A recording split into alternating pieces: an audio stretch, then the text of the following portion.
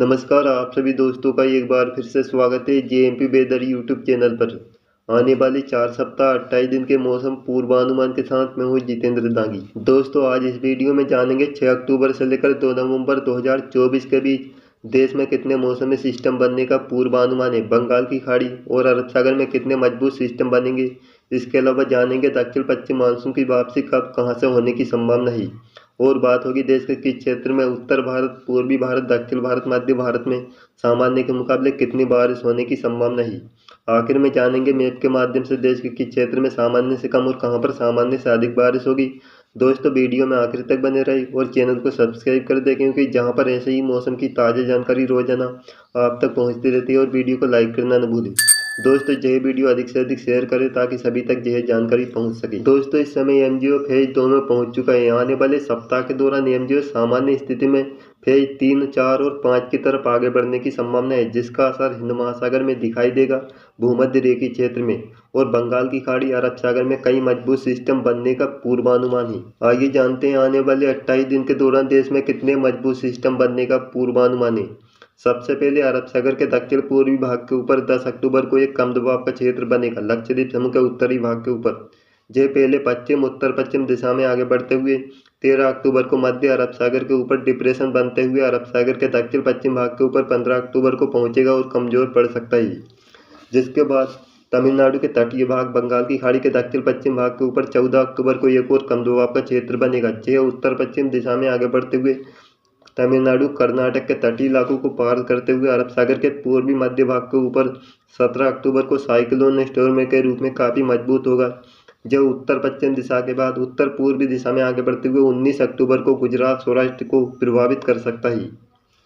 वहीं जिसके बाद बंगाल की खाड़ी में 22 अक्टूबर को बंगाल की खाड़ी के दक्षिण पूर्वी क्षेत्र अंडमान निकोबार द्वीप समूह के ऊपर एक और मजबूत लो प्रेशर एरिया सिस्टम बनेगा, जो उत्तर पश्चिम दिशा में आगे बढ़ते हुए 25 अक्टूबर को सीवियर साइक्लोन स्टॉर्म बन सकता है। दोस्तों, सीवियर साइक्लोन स्टॉर्म 26 और 27 अक्टूबर को उत्तरी तटीय आंध्र प्रदेश, उड़ीसा को प्रभावित कर सकता है। जिसके बाद 27 अक्टूबर को एक और कम दबाव का क्षेत्र अंडमान सागर के उत्तरी भाग के ऊपर बनेगा, यह बंगाल की खाड़ी के पूर्वी मध्य भाग, म्यांमार के तटीय इलाकों के नज़दीक 29 से लेकर 31 अक्टूबर को डिप्रेशन बन सकता है।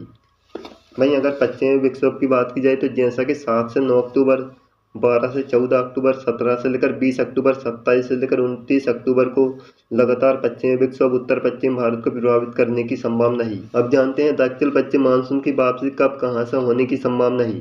जैसा कि दोस्तों 23 अक्टूबर को 6 दिन बाद सामान्य तारीख से दक्षिण पश्चिम मानसून की वापसी कच्छ, पश्चिमी राजस्थान से शुरू हो चुकी थी, जो 23 अक्टूबर से लेकर 5 अक्टूबर के बीच राजस्थान के सभी क्षेत्र, पंजाब, हरियाणा, दिल्ली, चंडीगढ़, लद्दाख, जम्मू कश्मीर, हिमाचल प्रदेश, उत्तराखंड के सभी क्षेत्र, गुजरात, सौराष्ट्र के अधिकतर भाग, उत्तर पश्चिमी मध्य प्रदेश, उत्तर प्रदेश के पश्चिमी मध्य क्षेत्र से दक्षिण पश्चिम मानसून की वापसी हो चुकी है।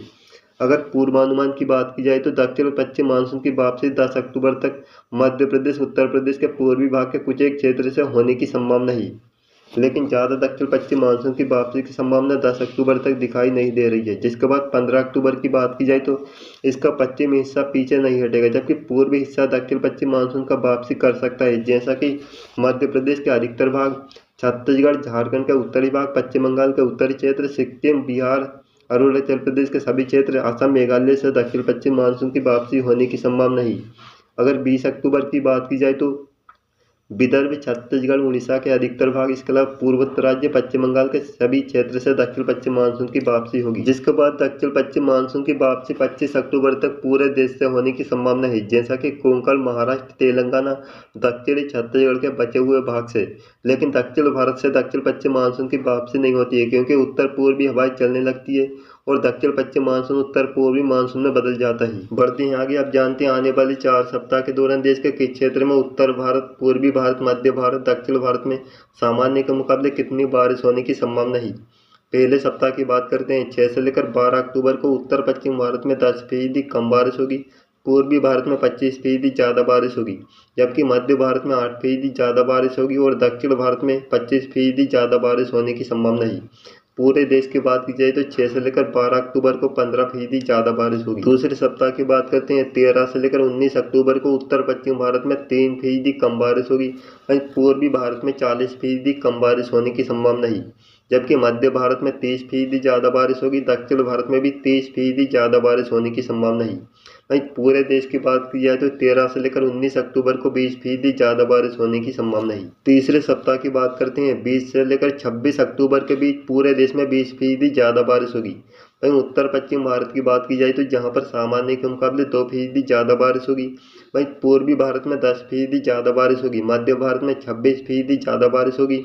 वहीं दक्षिण भारत की बात की जाए तो जहां पर 23% ज़्यादा बारिश होने की संभावना है। चौथे सप्ताह की बात करते हैं, 27 अक्टूबर से लेकर 2 नवंबर के बीच उत्तर पश्चिम भारत में 10% कम बारिश होगी। वहीं पूर्वी भारत में 23% ज़्यादा बारिश होने की संभावना है। मध्य भारत में 10% ज़्यादा बारिश होगी, जबकि दक्षिण भारत में 10% कम बारिश होने की संभावना है। पूरे देश में 10% ज़्यादा बारिश होगी। बढ़ते हैं आगे, अब जानते हैं वीडियो में आने वाली 4 सप्ताह के दौरान मैप के माध्यम से कहां पर सामान्य से कम और कहां पर सामान्य से अधिक बारिश होने की संभावना है।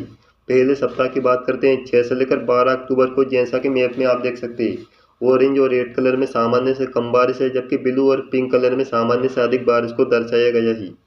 अगर उत्तर पश्चिम भारत की बात की जाए तो इस सप्ताह के दौरान लद्दाख, हिमाचल प्रदेश, उत्तराखंड, पंजाब, हरियाणा, दिल्ली, चंडीगढ़, पश्चिमी उत्तर प्रदेश में सामान्य से कम बारिश की संभावना है, जबकि लद्दाख, जम्मू कश्मीर के पश्चिमी क्षेत्र में बारिश की गतिविधियां देखने को मिलेगी।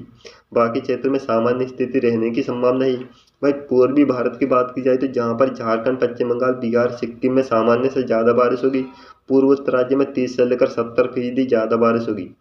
वहीं अगर मध्य और पश्चिम भारत की बात की जाए तो जैसा कि छत्तीसगढ़, विदर्भ, दक्षिणी मध्य प्रदेश, मध्य महाराष्ट्र, मराठवाड़ा में सामान्य के मुकाबले 20 से लेकर 40% ज़्यादा बारिश होगी। मध्य महाराष्ट्र के दक्षिणी क्षेत्र में 50% से ज़्यादा बारिश होगी, जबकि गुजरात, पश्चिमी उत्तरी मध्य प्रदेश में सामान्य स्थिति रहने की संभावना है। वहीं दक्षिण भारत में सामान्य से ज़्यादा बारिश होगी। कर्नाटक, केरल, तमिलनाडु के कुछ भाग में 50 से लेकर 70% ज़्यादा बारिश होगी। अब जानते हैं दूसरे सप्ताह के दौरान मैप के माध्यम से कहां पर कितनी बारिश होने की संभावना है। 13 से लेकर 19 अक्टूबर के बीच उत्तर पश्चिम भारत, पूर्वी भारत में कम बारिश होगी, जबकि देश के मध्य भारत, दक्षिण भारत, पश्चिम भारत में बहुत ज़्यादा बारिश होने की संभावना है सामान्य के मुकाबले। अगर उत्तर पश्चिम भारत की बात की जाए तो जहां पर जम्मू कश्मीर, लद्दाख के पश्चिमी क्षेत्र में कुछ बारिश और बर्फबारी की शुरुआत होने की संभावना है। वहीं उत्तर प्रदेश के पश्चिमी उत्तरी तराई वाले क्षेत्र में सामान्य से कुछ ज़्यादा बारिश होगी, जबकि पश्चिमी दक्षिण पूर्वी क्षेत्र में कम बारिश होगी। वहीं राजस्थान के दक्षिण पूर्वी क्षेत्र में 40 से लेकर 50% ज़्यादा बारिश की गतिविधियां देखने को मिल सकती है।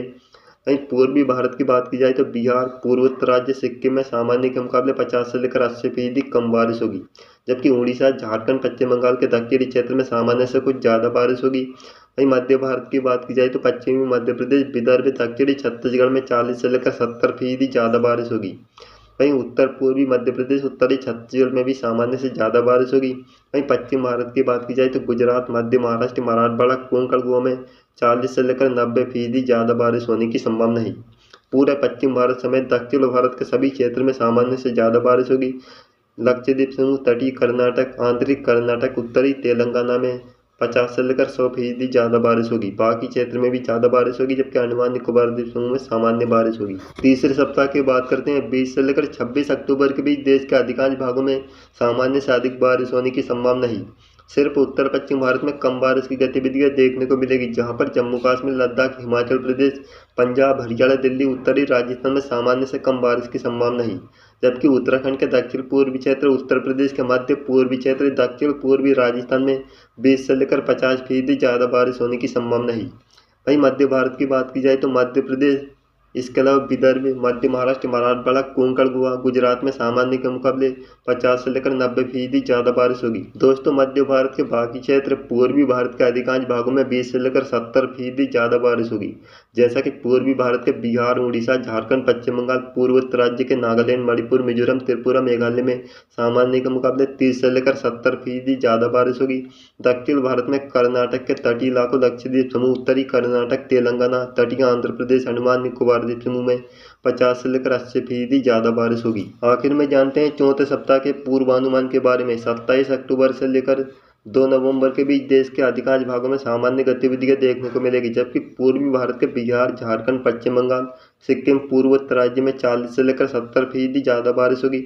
वहीं पूर्वी उत्तर प्रदेश, मध्य प्रदेश के पूर्वी क्षेत्र, छत्तीसगढ़, उड़ीसा के पश्चिमी क्षेत्र, विदर्भ में सामान्य के मुकाबले 30 से लेकर 70% ज़्यादा बारिश होगी, जबकि पश्चिमी मध्य प्रदेश, राजस्थान, गुजरात, महाराष्ट्र के उत्तरी भाग में सामान्य गतिविधियां रहेगी। कोंकण के दक्षिणी क्षेत्र, गोवा, तटीय कर्नाटक, उत्तरी कर्नाटक, इसके अलावा केरल के उत्तरी भाग में सामान्य से कुछ ज़्यादा बारिश होगी, जबकि आंध्र प्रदेश, तमिलनाडु, केरल में सामान्य से कम बारिश होने की संभावना है। दोस्तों, यह था आने वाले 4 सप्ताह 28 दिन के मौसम पूर्वानुमान के वीडियो। यह वीडियो आपको कैसा लगा हमें कमेंट में जरूर बताइए। अगला आने वाली 4 सप्ताह 28 दिन के मौसम पूर्वानुमान के वीडियो 16 अक्टूबर 2024 को अपलोड किया जाएगा। तब तक के लिए हमें दीजिए इजाज़त। आप सभी का बहुत बहुत धन्यवाद।